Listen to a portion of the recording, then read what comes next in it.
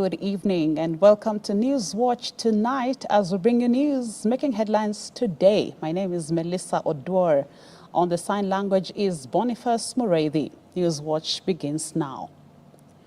Azimio leader Raila Odinga has lauded the government's efforts to support his bid to become the next African Union Commission chairperson.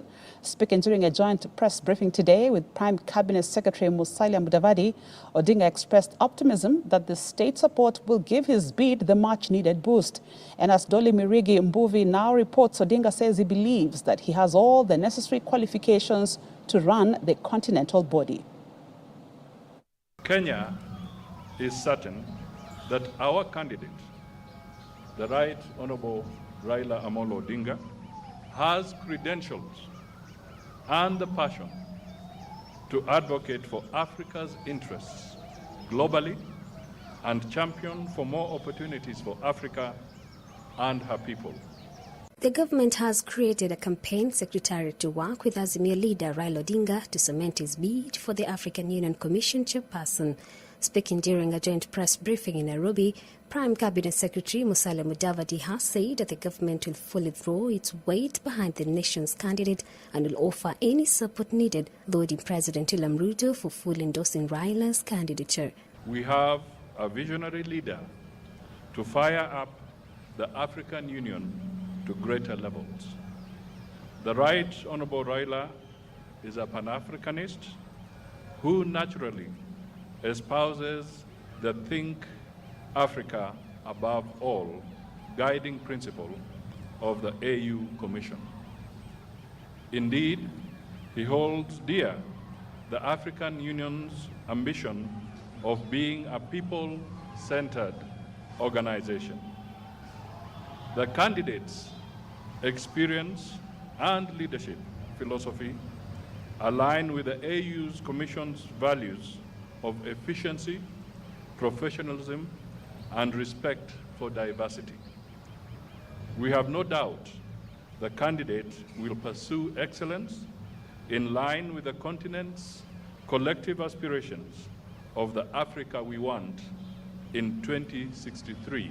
Opposition leader Raila Odinga on his part lauded the government's effort to support his bid for the AUC job, saying that he believes that he has all the necessary qualifications to run for the position. As you know that I had been the African Union High Representative on Infrastructure Development for 5 years. That position gave me an inside picture of what is happening in the AU, what the potentialities are in the AU, what are the challenges, and what are the weaknesses that they exist there. I believe that I have sufficient knowledge and experience to be able to move the AU forward. AU is an institution that was founded by the founding fathers of our nation. Raila and Mudavadi disclosed that an empirical campaign strategy has been developed, including identifying opportunities, challenges, and risks Kenya's candidature might face. Kenya therefore envisions an AU that drives the continent beyond silencing the guns to achieving positive peace, sustainable peace, and security for collective prosperity.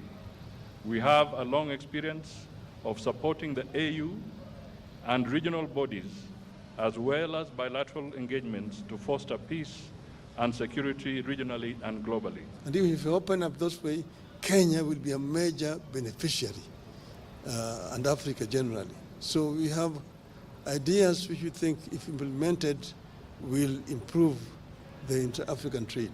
The submission preparation will be made by the end of June, ahead of the deadline for the regional submission set for 6 August 2024. Odinga will now have to take the race between Djibouti's Foreign Affairs Minister Mahmoud Yusuf, Somalia's former Deputy Prime Minister, and current Member of Federal Parliament Fawzi Yusuf. If Odinga clinches the job, he will serve from the year 2025 to 2028. The Azimio leader, who is continuing to gain support from local and international leaders, is seeking to replace Musa Faki of Chad, with President Ruto continuing to support the Azimio leader. Dolly Murugimbovi for Hope TV, Nairobi. Kenya has formally joined the International Vaccine Institute, IVI, as a member state, a move that is set to spur the country towards achieving self-reliance in vaccine production. Speaking during a ceremony held to mark the country's ratification in Seoul, South Korea, President William Ruto emphasized that increased vaccine availability would significantly boost the country's primary healthcare delivery and disease prevention efforts.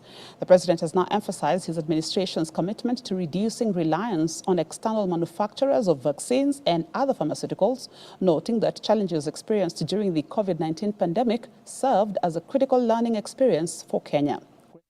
Reports.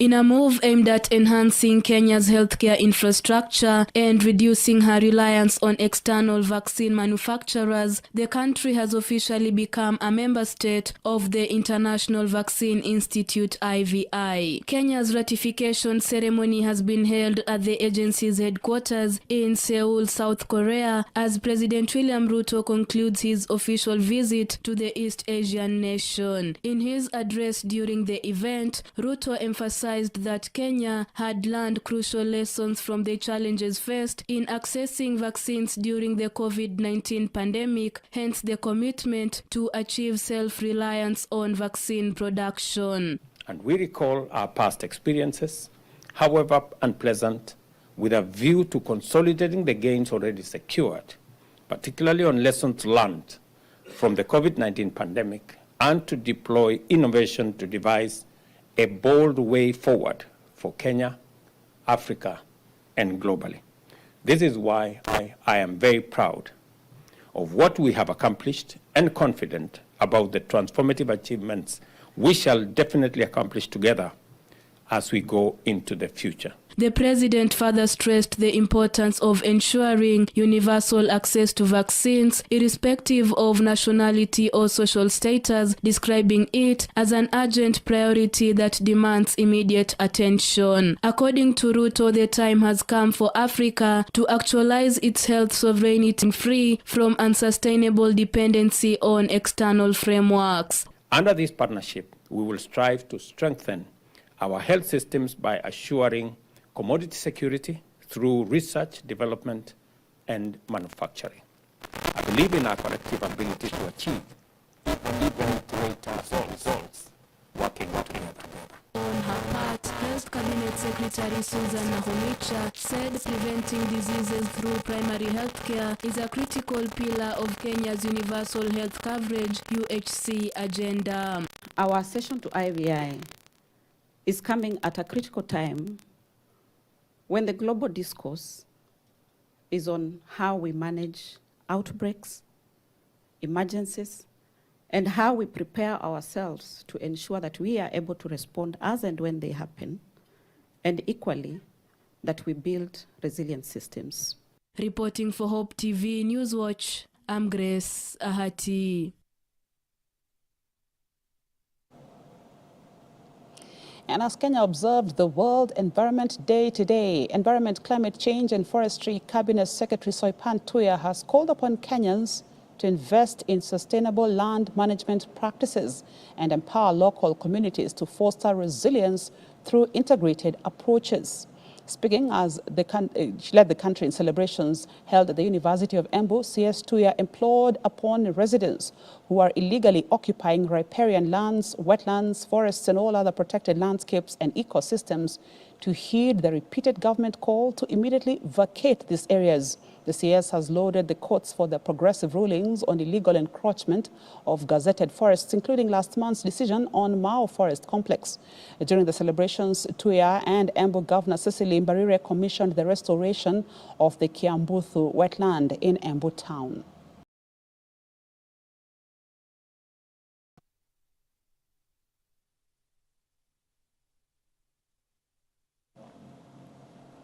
Still on the World Environment Day, as the world marks awareness and action on the environment guided by the theme Land Restoration, Desertification and Drought Resilience, various environment stakeholders in the country came together to mark the day. In Kirinyaga County, the day was commemorated by planting of over 3,000 tree seedlings at the St. Teresa Girls Secondary School in Kutus.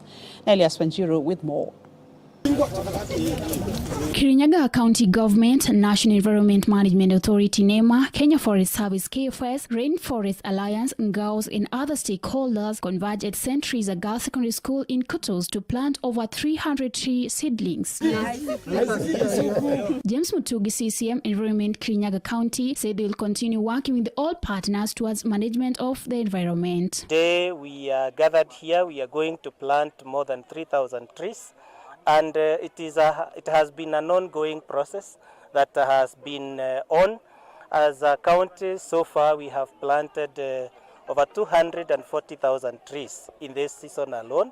And we are going to continue together with our partners in the county to make sure that we get to the espoused 15 billion trees by His Excellency Dr. William Samoei Ruto. So we are gladly involving all sectors across the divide, across the governments, because we believe conserving environment is a great effort actually geared towards achieving the SDG. Conservator of Forests in Kirinyaga, Kennedy Muturi, said in accordance with this year's theme, they'll be not only planting tree seedlings but also ensure they keep the environment clean by ensuring there will be right disposal of waste. That we need to restore our environment, which means our environment is all those areas that are surrounding us, the forest, the riparian areas where our water sources are, all the pathway, the highways, all open grounds. We cover them with the trees. Above that, we need also to take care of the environment by way of controlling our waste, our liquid waste, our solid waste.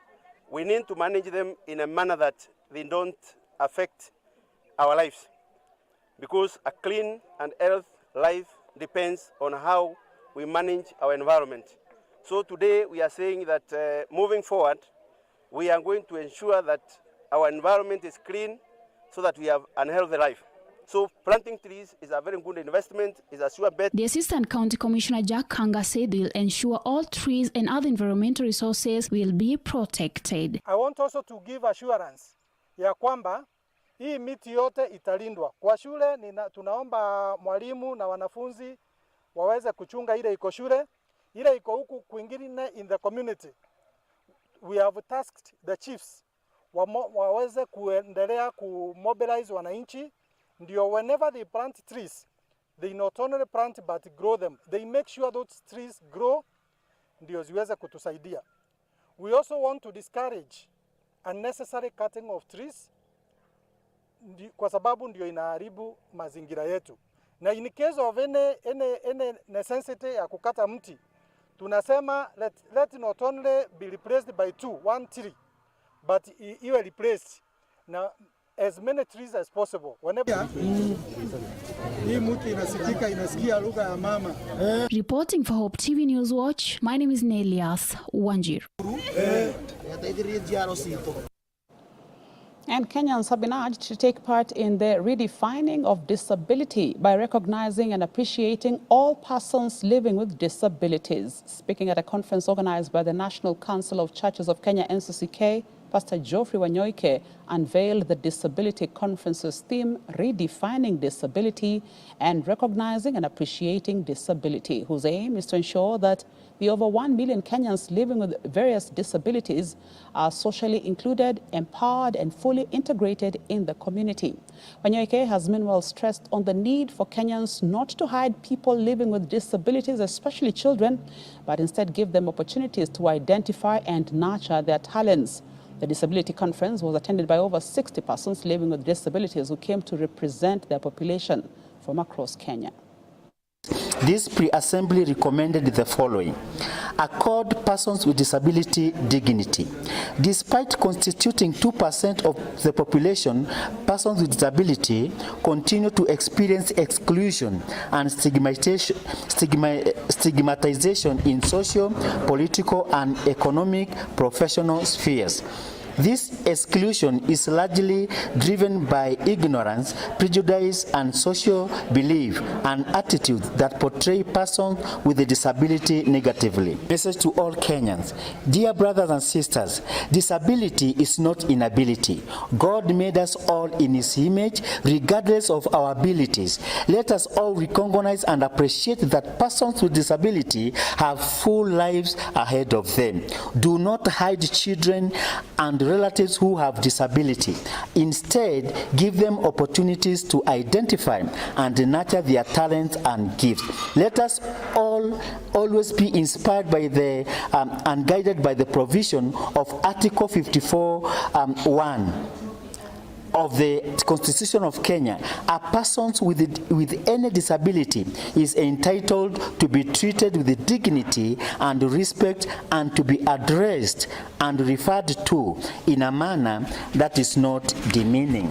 We conclude by recognizing that God gave us different abilities so that we all honor and serve Him in our different ways. It is therefore essential for all of us as Kenyans to include, empower, and integrate persons with a disability in social life. Prime Cabinet Secretary Musalia Mudavadi has cautioned leaders against making utterances that may divide the country on ethnic lines. Mudavadi says leaders in various capacities of service owe high responsibility to the citizens, and they should be very careful with what they say in public. He said President William Ruto is at the forefront to unite the country, and leaders should support this cause at all costs. Mudavadi was speaking at the Thanksgiving Mass at St. John's Paul II Cheptarua Girls High School in Mosop, Nandi County, where he represented the president at a fundraiser to aid the school's infrastructure. He said it requires the support of all leaders across board to support President Ruto and his government by working together to ensure the country remains stable, united, and on the right economic recovery trajectory. Huyu rais wa Kenya ana jukumu la kuleta upatanishi katika South Sudan. Ana jukumu la kuleta upatanishi kule Sudan. Ana jukumu la kuleta upatanishi katika Somalia. Ana jukumu la kuhakikisha Somalia na Ethiopia wanatulia. Sasa wewe Mkenya kama mimi, itakuwaje wakati rais anatuinua kwa heshima kama kitaifa katika ulimwengu, wewe unamvuta longi kule nyuma? Anataka kuzungumza kuleta upatanishi kule, unataka aende kule na kiraka ambayo inasema unatupanatisha, unaleta upatanishi hapa, unatuambia, lakini kwako kuna ukabila tele. Hiyo haiwezekani. Kwa hivyo kama viongozi wa kitaifa, kama viongozi katika Kenya hii, tuungane na rais ya kusema kwamba tuwe huru, tuwe watu wa kutembea na kushikana, tujue wenzetu, jua jirani yako, jua dada yako kutoka Lungalunga, jua yule anatoka Turukana, jua yule anatoka katika sehemu mbalimbali. Tusiwe watu ambao tunafikiria kila mara mambo ya kikabila. To West Pokot now, in a significant move to prioritize education and foster a supportive learning environment, West Pokot County Governor Simon Kachapin has launched a groundbreaking school nutrition program. The initiative will see the distribution of 113,650 kilos of fortified porridge to 1,185 early childhood development education centers, benefiting 75,000 young learners during terms 2 and 3 of this year. Our reporter Mombi Waweru with the details.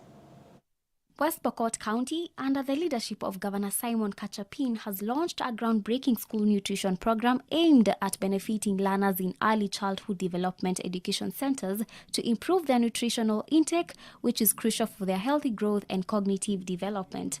Vile wengine wamesema hii chakula itasaidia sana kwa mambo ya retention kwa watoto wale wadogo, tukijua sehemu kubwa yetu ya county ni sehemu ambaye sangine vyakula inakuwa chache.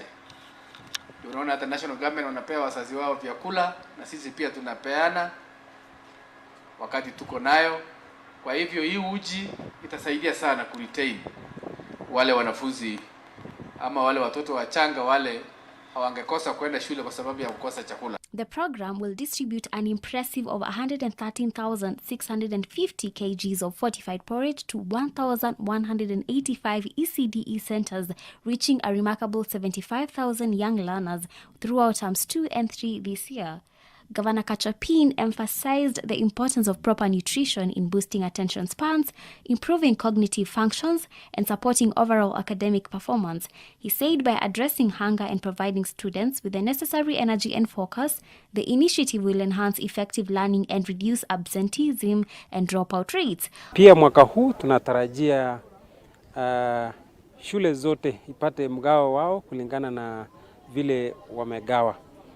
Na ningependa kuwasihi walimu wetu na washikadau wote ambao wako katika idara hii ya elimu, haswa kwa kitengo cha chekechea, kwamba tuweze kushikilia kazi hii vizuri na kuhakikisha kwamba chakula hichi cha watoto inafika kila shule. The school nutrition program aligns with Governor Kachapin's broader vision of ensuring equitable access to quality education for all residents of West Pokot County. With the active involvement of parents and teachers, the program is expected to significantly improve educational outcomes, increase retention rates, and enhance the overall well-being of students in the county. Tunafurahi kama walimu na tunashukuru our government county level kwa kutuonekania siku ya leo. Tunaye furaha na tunawashukuru. Yenye nangeweza tu kuchangia ni hivi. Hii uji ni nzuri na inasaidia wanafunzi wetu. Lakini tungeomba wakati ujao watuongezee iwe tu mingi. Reporting for Hope TV News Watch, my name is Mombi Waweru. The Public Service Commission PSC has announced the appointment of Paul Famba as the new Chief Executive Officer. Famba, who is currently the Secretary of Administration in the Ministry of Interior and National Administration, will serve for 5 years, effective August the 1st. He replaces Dr. Simon Rotich, whose tenure comes to an end in July this year. PSC Chairperson Ambassador Anthony Mushiri said the Commission made the appointment in exercise of its powers under Section 15(2) of the Public Service Commissions Act. He added that the incoming CEO brings to the Commission a wealth of experience as a career administrator, having served in senior positions in the government as Assistant County Commissioner, State Protocol Officer, Deputy County Commissioner, and the Director of Administration.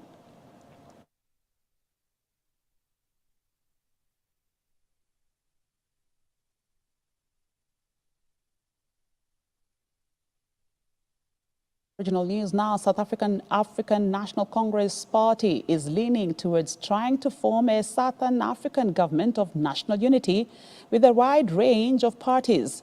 This follows the results of last week's election in which the 30-year-old ruling party lost its governing majority. Voters punished the party this time over persistent poverty and joblessness, rampant crime, corruption and frequent power cuts. Despite remaining as the largest party, the ANC is no longer able to govern alone after the May 29 vote. Its spokesperson Mahlengi Bengomotsiri told a press conference in Johannesburg that they have been talking to 5 parties ranging from the Democratic Alliance DA to the Economic Freedom Fighters EFF, adding that the party's National Executive Committee would discuss options on Thursday.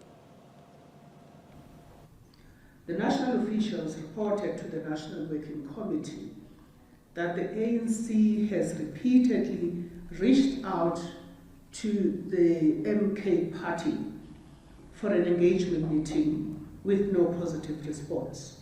Our door remains open as we continue to reach out to every party that is keen to contribute positively to moving our country forward. So our story is a story of speaking to everyone in the interest of consensus, in the interest of a national dialogue in our country.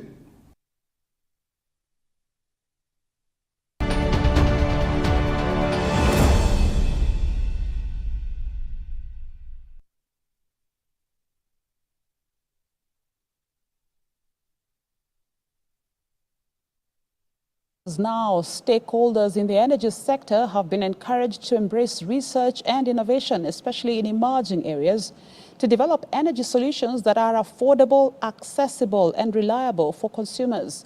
This was during the 2024 Research and Innovation Conference organized by the Energy and Petroleum Regulatory Authority, EPRA. The conference aims to inspire actionable strategies for building a sustainable energy future. Ian Githuku with that story. The Energy and Petroleum Regulatory Authority, EPRA, is urging Kenyans to strive towards a cleaner and more sustainable energy future. Speaking at the 2024 Research and Innovation Conference, EPRA Director General Daniel Kiptoo challenged the research community to focus their efforts on emerging areas of the energy transition. He said by embracing research in areas such as energy storage, e-mobility, and local innovation for rural electrification, researchers, university, and innovators can develop solutions that directly address the need for Kenyans, hence lowering the cost of energy, increasing access to clean energy, and creating a more secure and reliable power supply. When you make, for instance, a turbine more efficient, that means it can produce more power, or it can consume less when it comes to operation and maintenance from a cost standpoint. So when you apply research and innovation, the ultimate benefit will be longevity of the asset and reduced cost. So there'll be a benefit when it comes to when you apply research and innovation when it comes to cost. On his part, Professor Israel Da Silva of Strathmore University stated that Kenya's unique challenges provide fertile ground for groundbreaking research, promising areas including energy storage solutions. He cited that currently, the country is implementing a 100 milliwatts battery energy storage system BESS project under the Kenyan Green and Resilient Expansion of Energy program, saying that this will help stabilize the energy grids, reduce power outages, and ensure a more reliable energy supply for Kenyans. It's not there. You please go back to the drawing board because it is not going to be a success. Yeah. So in the example, for instance, if we say we need a private sector here, we will need somebody who is making money with green hydrogen, with electric mobility, with clean cooking, with access to SDG number 7, access to energy, isn't it? Which for us is counted by. This year's conference, themed The Energy Transition, focuses on promoting sustainable energy access, decarbonization, and energy market developments. By showcasing cutting-edge research and innovative solutions, the conference aimed to inspire actionable strategies for building a sustainable energy future. For Hope TV Newswatch, my name is Ian Githuku.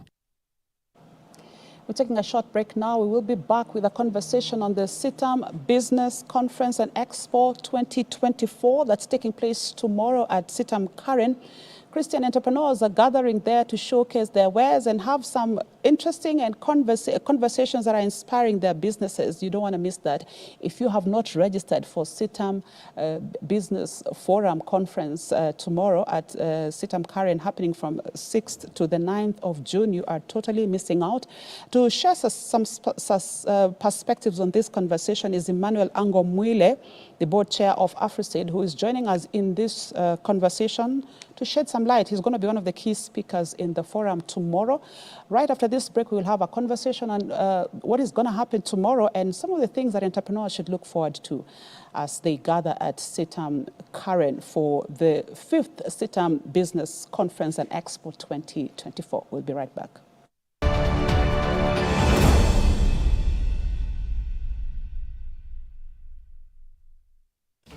Are you ready to celebrate the brilliance, resilience, and outstanding achievements of remarkable women in East Africa? Hope Media, in partnership with BH Media Agency, brings you the East Africa Women of Excellence Awards Kenyan Chapter. The East Africa Women of Excellence Awards Kenyan Chapter aims at celebrating and honoring the unsung women trailblazers and the change makers in various fields of influence. Visit our website at www.womenofexcellenceawards.co and vote a woman of impact in the various categories. Let's celebrate the incredible achievements of women together, and don't forget to tune in on the 14th of June this year as we honor the winners. For partnership and sponsorship, call Eunice on 0719 863 336 or Warren on 0724 514 998. You can also email customerexperience@hopefm.org. The East Africa Women of Excellence Awards, recognizing East Africa women of impact. Something extraordinary is stirring in Kenya. A wave of Christian entrepreneurs is on the rise, ready to make a powerful impact. These visionary leaders are gathering at Sitam Karen from June 6th to 9th. The 5th Sitam Business Conference and Expo 2024. Join this powerful movement. Register as a delegate for just 2,000 shillings. Pay using M-Pesa paybill number 757377. Use your name as the account number. Business owners, showcase your products and services to this vibrant community. Call today to book your exhibition stand. Proudly brought to you by Sitam Business Forum and Kingdom Bank. It's a platform to connect, share ideas, and break through financial barriers. Be a part of it. Call 0718-229390 or visit our website cbf.sitam.org. Hope TV is where you look and live, with an excellent selection of the best Christian programming consisting of local and international content of inspirational stories, talk shows, Bible commentary, youth, health shows, children entertainment, contemporary gospel music, extended times of worship, live broadcast, news, movies, drama, Christian ministry programs, and so much more. Hope TV is another quality service from Christ is the Answer Ministries, with over 45% of authentic and credible local content every week.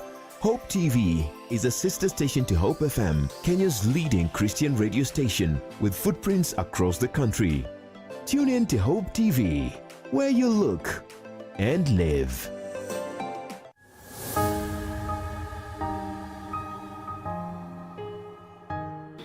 Watu wa Mungu, be the vocalist hapa, and I'm just here to give you a testament. I am a living testimony of the slogan of Hope FM, where they say, listen and live. I am such a serious testimony and a testament to that statement, because they have impacted my life big time.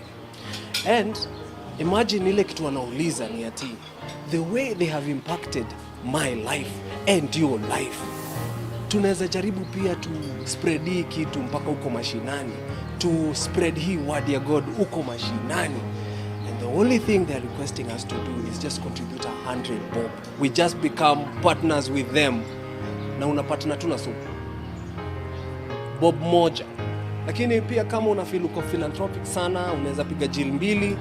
Twende hivyo, eh? All right?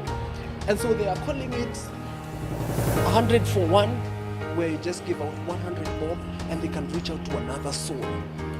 And of course mnauliza, okay, tuko na hiso tunatuma wapi? Hiso tunatuma via M-Pesa, na tuko na paybill number. Paybill number yetu ni 933. Alafu hapo kwa account name, all right? Andika tu FOH, yani Friends of Hope. Alafu tuma ile kitu natuma. Hapo mbele ni pin number yako na ni siri yako. Alafu tumeshamaliza hii kitu. Click on the send. Na imagine utakuwa umefanya kitu moja serious sana. We as Hope Media tutakuwa tumereach out to one soul. God bless you. Be there. Wake up every morning to an exciting moment of worship.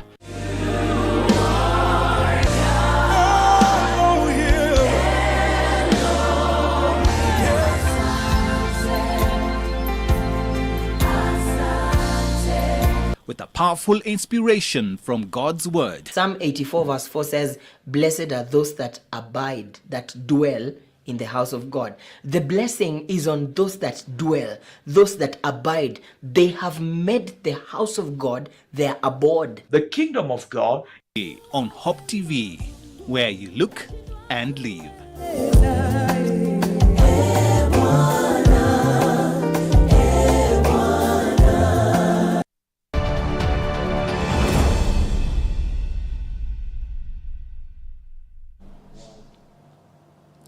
Welcome back to this segment where we have this conversation on the 5th CITAM Business Conference and Expo 2024 that is taking place tomorrow at CITAM Karen, running from the 6th to the 9th of June, where you're all welcome as Christian entrepreneurs gather to sharpen each other. The Bible says iron sharpens iron. So on set to discuss this, one of the keynote speakers tomorrow actually is Emmanuel Angomile, the board chairperson of AfriSeed. Welcome to Hope TV.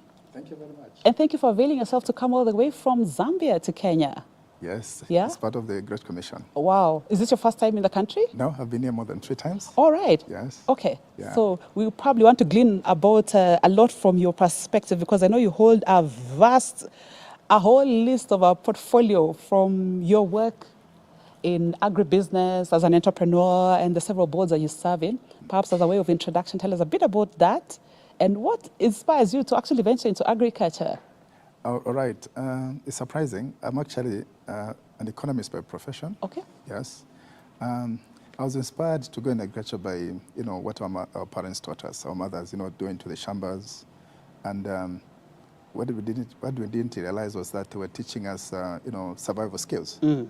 And out of that passion, we thought of, trying to help out where there were issues of food insecurity. Yes. Yes. So it was out of that passion, of, just ensuring that somebody has got something on the table to eat. Yes. Yes. Yes. Yeah. So from a basic standpoint where you are thinking of food security in that simple way of looking at it. So tell us a bit about some of the things that you're doing so far until AfriSeed. That's the one that caught my eye, actually. All right. Yeah. In fact, AfriSeed is based under Stewards Globe Limited. Okay. Stewards Globe Limited was based on Psalm 24 verse 1, because I realized that most of the companies that I was running, God was not involved.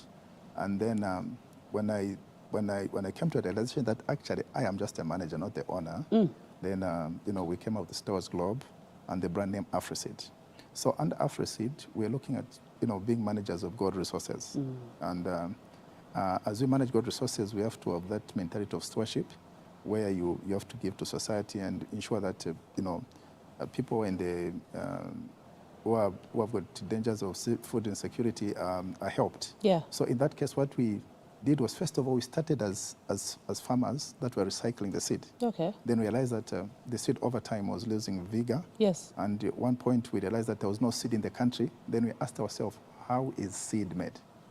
And that's how we started, growing seed and distributing seed. So in that case, we started now dealing with the smallholder farmers, because the smallholder farmers, like in my country, cut off about 80% of the supply of maize. Yes. Through the government's subsidy program. Yes. Mm-hmm. And it's more, like microfinance to an extent. Yeah. Yeah, where these small scale farmers are helped by government, and then from there they help, to do with food security and stabilizing the food prices. Which is a running theme in across Africa, I think, where everybody's looking at food security and measures to ensure that this is workable in their countries.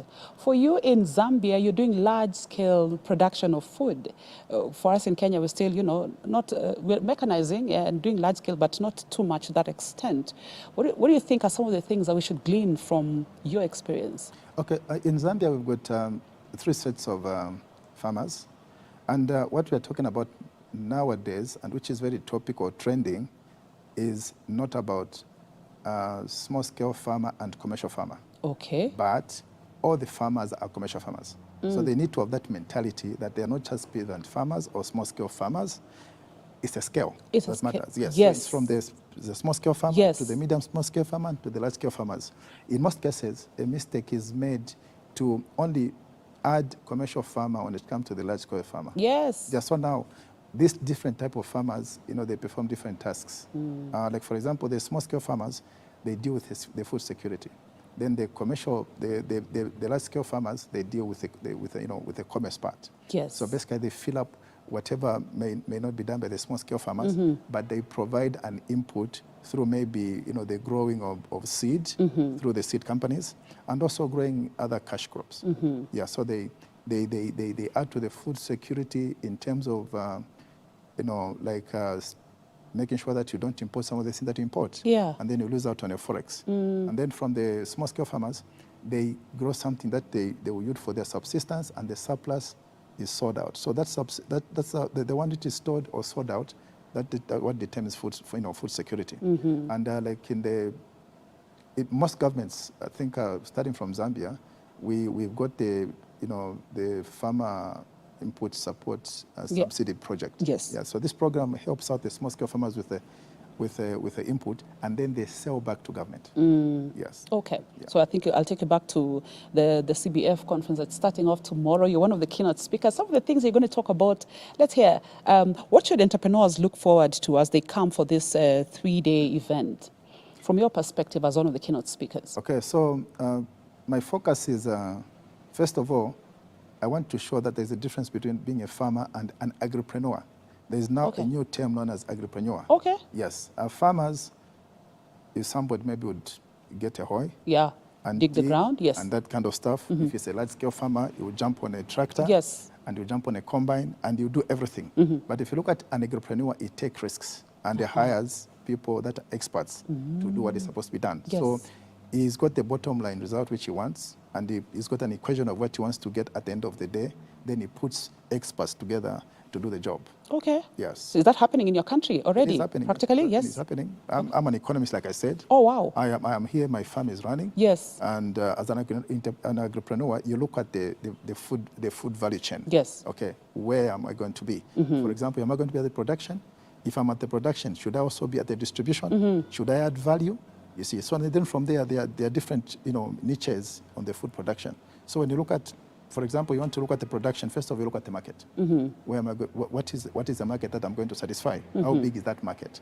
And then from there, you look at, Ephesians 2:10 tells us that God has done good work for us in advance. Yes. So it's just for us to know that through the Holy Spirit. And the Holy Spirit is the revealer of secrets. So the opportunities, the franchises are there. What you have to do is to commit it to God and let God reveal what you are supposed to do. So this whole concept of me being a farmer and I want to go to the market and sell, and I want to source for the marketers, and I want to do you are disputing that it just does not work. You need to that one. I mean, you lose out along the way. You have to do what you're good at. Yes. I mean, you can't be a farmer. You can't be a transporter. Yeah, and the marketer. And again, yeah. So they have to be the value chain. They have to be people that should take care of what is supposed to be done. Yes. So like for the small-scale farmers, then that's where you talk about aggregation.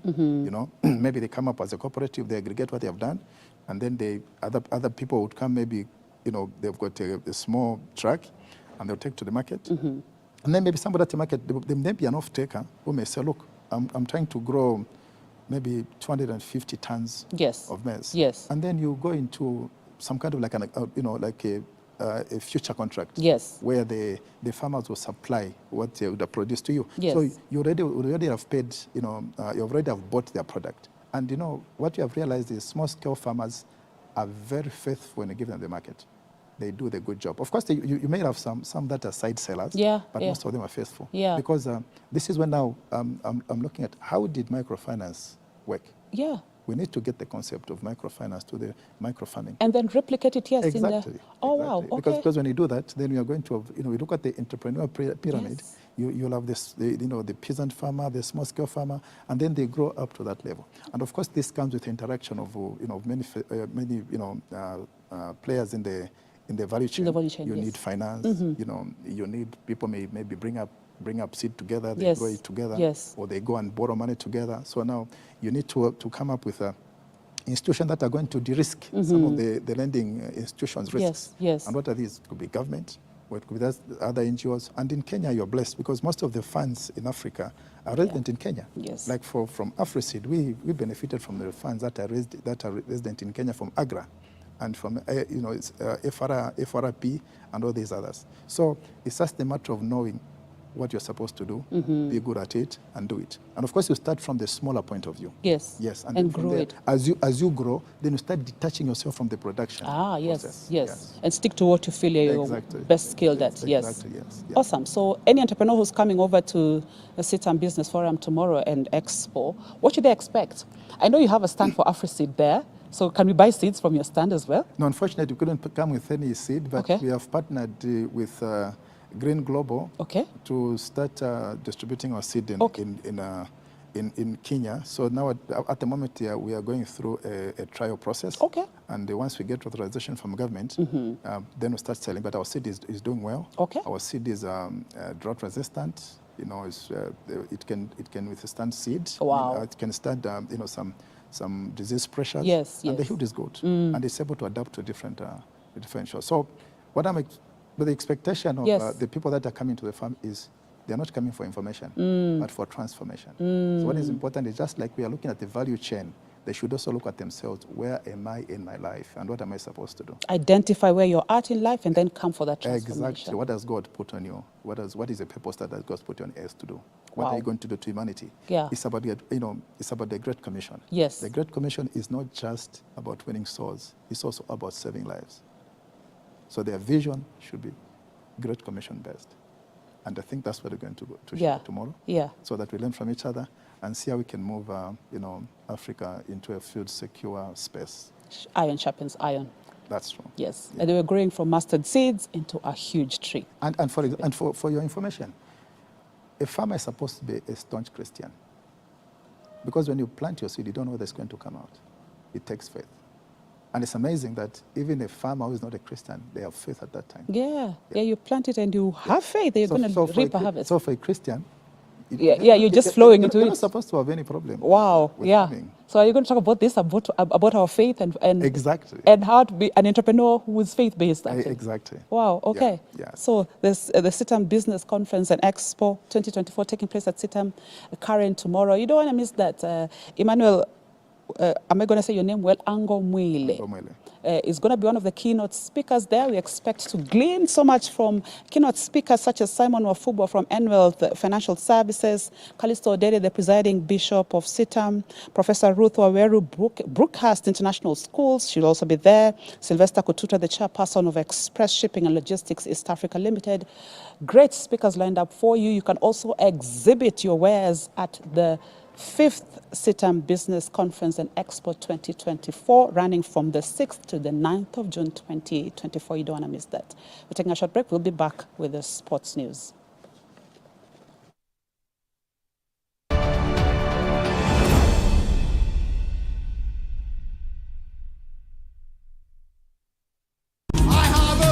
Something extraordinary is stirring in Kenya. A wave of Christian entrepreneurs is on the rise, ready to make a powerful impact. These visionary leaders are gathering at CITAM Karen from June 6th to 9th. The 5th CITAM Business Conference and Expo 2024. Join this powerful movement. Register as a delegate for just 2,000 shillings. Pay using M-Pesa pay bill number 757377. Use your name as the account number. Business owners, showcase your products and services to this vibrant community. Call today to book your exhibition stand. Proudly brought to you by CITAM Business Forum and Kingdom Bank. It's a platform to connect, share ideas, and break through financial barriers. Be a part of it. Call 0718-229390 or visit our website cbf.citam.org.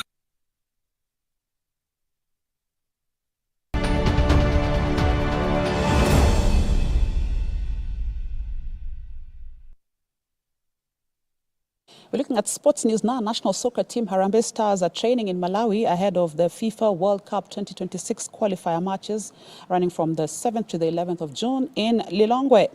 This as African nations resumed their road to qualifications. Kenya is facing Burundi and Cote d'Ivoire. Today marked the 5th day of the matches, with teams such as Djibouti and Sierra Leone battling it out in Group A, as well as Togo, South Sudan, Namibia and Nigeria. 9 African teams are guaranteed to compete at the World Cup. Another will participate in the playoff tournament, as the global showpiece will host 48 teams for the first time ever. Winners of each group will automatically qualify for the FIFA World Cup 2026.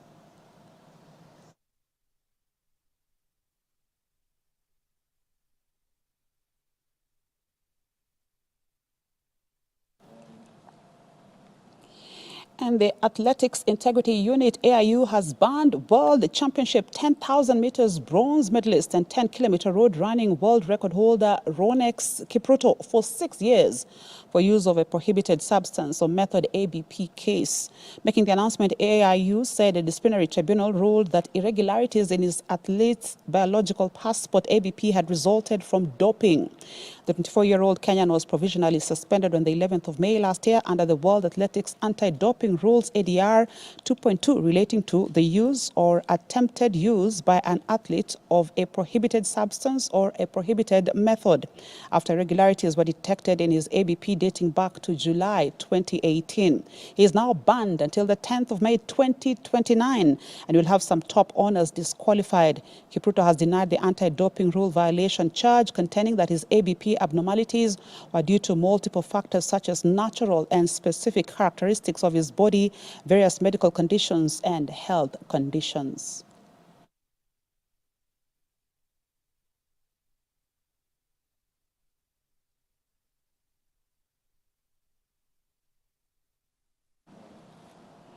And that's how we wrap up Newswatch tonight. Thank you for your invaluable company. My name is Melissa Oduor, and Boniface Mureithi has been co-anchoring with me on the sign language on behalf of the entire crew that made this possible, including our special guests from the CBF team that has joined us today, Emmanuel Angomwile. We hope to join you tomorrow at Sitam Karen for the CBF conference and expo. Until next time, have a good night.